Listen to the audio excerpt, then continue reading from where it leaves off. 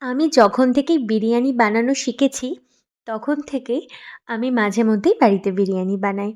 আর আমার এই বিরিয়ানি বানানোর শেখাটা না পুরোটাই আমার ছোটো কাকার হাত ধরে। আমার ছোটো কাকাও কিন্তু খুব দারুণ বিরিয়ানি বানায়। আমি কাকার থেকেই সবটা শিখেছি। আর জানো তো, বাইরে থেকে কিনে খাওয়ার থেকে মাঝে মধ্যে রেস্টুরেন্টে ঠিক আছে, কিন্তু আমি নিজের হাতের বিরিয়ানিটা খেতে না ভীষণ ভালোবাসি।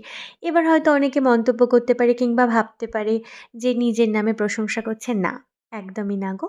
আমার থেকেও অনেকে ভালো বিরিয়ানি বানাতে পারে সেটা আমি জানি। কিন্তু আমার নিজের হাতের বানানো বিরিয়ানিটা খেতে না ভীষণ ভালো লাগে। আর আমার বাড়ির লোকও ভীষণ ভালো খায়। বিরিয়ানিটা আমার খুব পছন্দের। আর জানো তো, আমাকে যদি কেউ বলে, "তুই ব্রেকফাস্ট থেকে রাতের ডিনার অবধি তুই শুধু বিরিয়ানিই খাবি?" আমি মনে হয় সেই দিন সবথেকে বেশি খুশি হব। আর আমি এটা খাইও। আমার যদি বিরিয়ানি বেঁচে যায়, আমি ব্রেকফাস্টেও বিরিয়ানি খাই। এটা নিয়ে সবাই আবার হাসাহাসি করে। তবে আমার ভালো লাগে। তোমাদের সঙ্গে দেখা হবে আবার নেক্সট ভিডিওতে। খুব ভালো থেকো তোমরা। টাটা।